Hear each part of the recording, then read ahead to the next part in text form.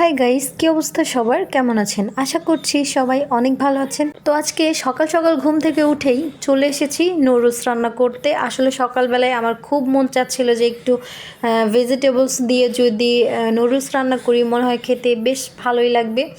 তো যেই ভাবা সেই কাজ। আমি হচ্ছে ফার্স্টে অনেক রকমের সবজি কেটে নিয়েছি। এখানে ছিল গাজর, টমেটো, তারপরে হচ্ছে বাঁধাকপি, আর একটা কী জানি ছিল, আর ছিল ফুলকপি। হ্যাঁ, তো এগুলো দিয়েই মূলত নুডলস রান্না করব। তো দেখতে পাচ্ছেন আমি কিন্তু অলরেডি তেলে সব কিছু মোটামুটি ভেজে নিয়েছি। তো আমি এই সবজিগুলোকে এমনভাবে ভেজে নিব যেন এখানেই পুরোপুরি 90% সিদ্ধ হয়ে যায়। তো দেখতে পাচ্ছেন এই পর্যায়ে কিন্তু সবজিগুলো অনেকটা নরম নরম হয়ে এসেছে। তারপর এখানে নুডলসের যে মশলাটা ছিল আমি সেটাই দিয়ে দিচ্ছি। এইটা দেওয়ার পর কী যে সুন্দর একটা স্মেল আসতেছিল, মনে হচ্ছিল যে এভাবে যদি গরম ভাতের সাথে খাওয়া যেত মনে হয় অনেক বেশি ভালো লাগতো। তো যাই হোক, অন্য একদিন আমি এটা ট্রাই করব। আর এখন আমি সিদ্ধ করে রাখা নুডলসগুলো দিয়ে দিচ্ছি। এবার সব কিছু একসাথে মিক্সড করে বেশ কিছুক্ষণ রান্না করে নেব। ধরেন আর 5 থেকে 6 মিনিট রান্না করে নিলেই মনে হয় যে হয়ে যাবে।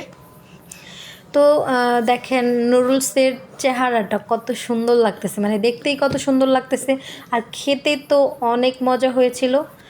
আমি জানি অনেকে এভাবে রান্না করেন, বাট এরকম চিকেন ছাড়া, ইগ ছাড়া আমার মনে হয় যে কেউ কখনো ট্রাই করেনি। তো যাই হোক, দেখতে পাচ্ছেন আমার কিন্তু নুডলস রান্না করা একদমই কমপ্লিট। এটা খেতে অনেস্টলি বলছি অনেক মজা হয়েছিল।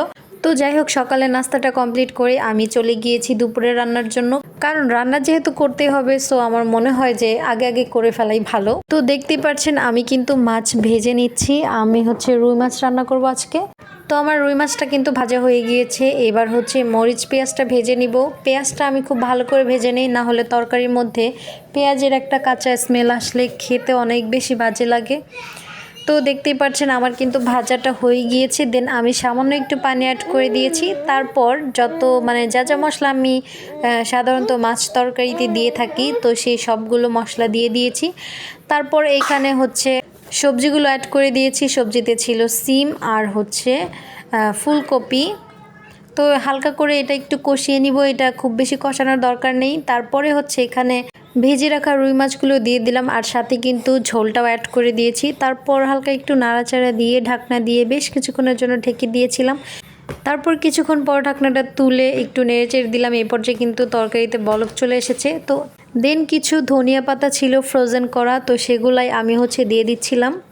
তো আমি কিন্তু এভাবেই অনেক টাইম রান্না করে নিয়েছিলাম, যতক্ষণ না পর্যন্ত সবজি সব কিছু ভালো মতো সেদ্ধ হবে ততক্ষণ পর্যন্ত আমি রান্না করে নিয়েছিলাম। তো এই পর্যায়ে কিন্তু আমার রান্নাটা হয়ে গিয়েছে। দেন আমি একটা বাটির মধ্যে ঢেলে নিচ্ছিলাম। তো যাই হোক, ভিডিওটি এই পর্যন্তই। দেখা হবে নতুন কোনো ভিডিওতে। সেই পর্যন্ত সবাই ভালো থাকবেন। আল্লাহ হাফিজ।